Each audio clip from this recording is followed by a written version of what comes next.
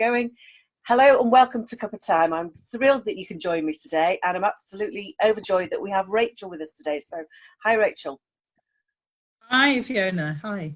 Nice to see you. I'm looking very vibrant, very nice. Thank you. Well, I've been told that on Zoom we should wear plain, bright colours. So, yes. and it's a day, so I thought I'd wear one of my brightest colours. Very nice. I know that you need to wear plain on your top half when you're doing things that are recording, so it's not distracting. But I didn't know about the bright colours, so this will do. Anyway, for the purpose of Cup of Time, could you please share with us your favourite cup or cups and why it is your favourite, or they are your favourite? Okay, yeah, I've got my favourite cup here, Fiona. Can you see that? Oh, yeah, that's an unusual one. Yeah, so that's one of the reasons I love it, because it's unusual. I love the fact that it has a lid. Yes. Because I don't know about you, but I end up with so many lukewarm cups of tea. Yes. I don't know if you can see what's on the lid. It's a little elephant. Yeah. And the handle is shaped as an elephant. Uh-huh. I lived in Thailand for 9 years. Oh, wow.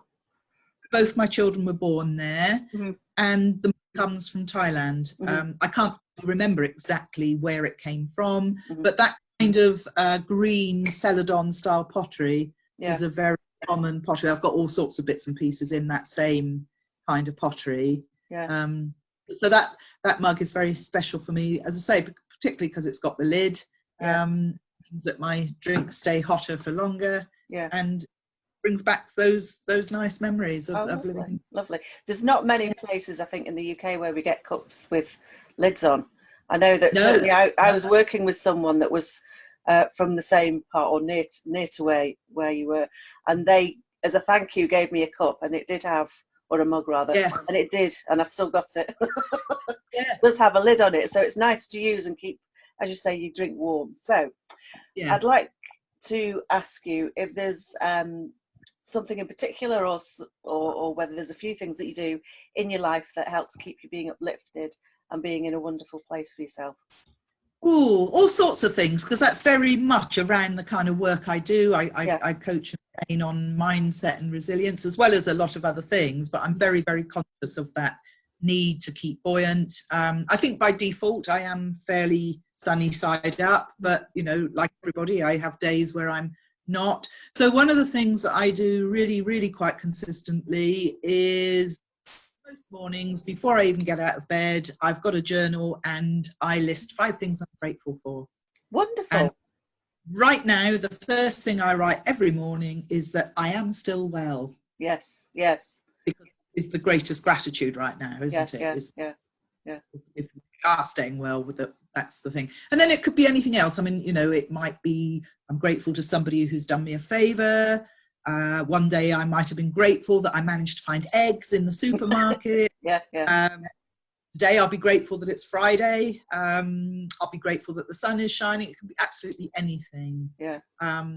Importance of that, as you will know, is that when on the days where it's hard to find something, even if you have to boil it down to the fact that you live in a house with running hot water, that you have food 2 or 3 times a day, it just is a good reminder that there actually is always so much to be grateful for in the world. Yeah, I think that's the thing that I was going to lead on to say, is when somebody might initially ask you what you're grateful for, I think a lot of people will try and think of big things and they struggle.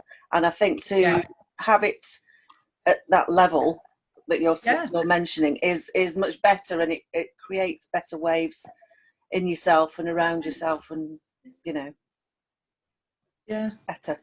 And it gets you really thinking. I mean, you could sit and write a list of 20 things, couldn't you? And once you start on this, you know, I'm very fortunate to live where I do, and I live in Petersfield in Hampshire. I walk my dog down at the heath where there's a lovely pond with swans and ducks and geese. Well, you know, I'm very grateful for that. So at the moment, the situation that we're in obviously doesn't need to be spoken about, but is there anything that you've been doing that has adapted from your usual ways of working, that's working for you and being positive? I was already using Zoom quite a bit for my one-to-one coaching.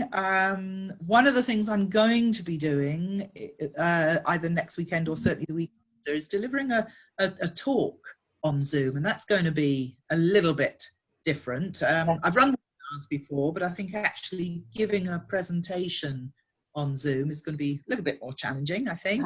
But also what I've done is I've gone, you know, I do quite a lot of live training, and I was in the process of really trying to develop the training I did for organizations. Of course, that's all stopped in terms of going into their offices. Yeah. But I've started approaching them. I'm in conversation with a couple of them about some online training that I can offer. And I've talked about mindset and resilience. That actually hasn't been, more latterly, the main focus of my business offering. I focus much more on presentation skills and intercommunication and all of that sort of thing. I used to coach and train much more in mindset and resilience, and I've gone back to that. Yeah, because that's relevant for right now.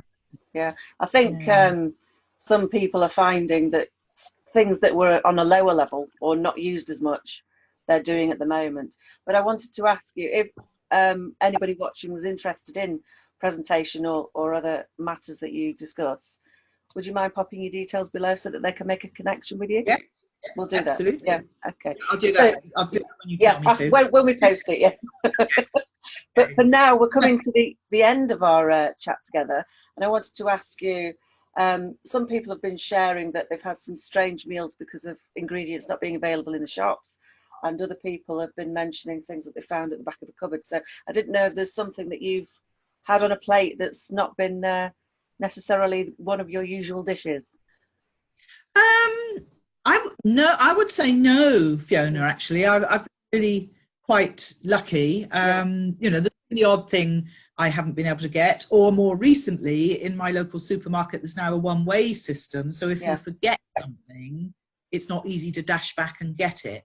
Yes. So I mean, like last weekend, one of the meals was chicken, and we got home and I'd not bought chicken, so so we kind of had to change it. But I mean, it was still, what we had was still not weird. So no, I like you, I'm hearing stories of people having to do that. Yeah. But so far, I've been okay on that. Oh, good. Well, nothing to worry about there. No. I suppose that it depends what facilities you've got available in your locale and what you are able to get. And as you say, something that, you know, you're used to a pattern of walking around a shop, and if there's a change to that, then you don't necessarily remember. I think, what did I forget to get the other day? There's something I forgot the other day, and I got home and went, blast, I needed to get that thing. Well, I'm a great one for planning a menu for the week and making the list accordingly. Yeah. So now I remake the list in the order of which I've got to go around the shop.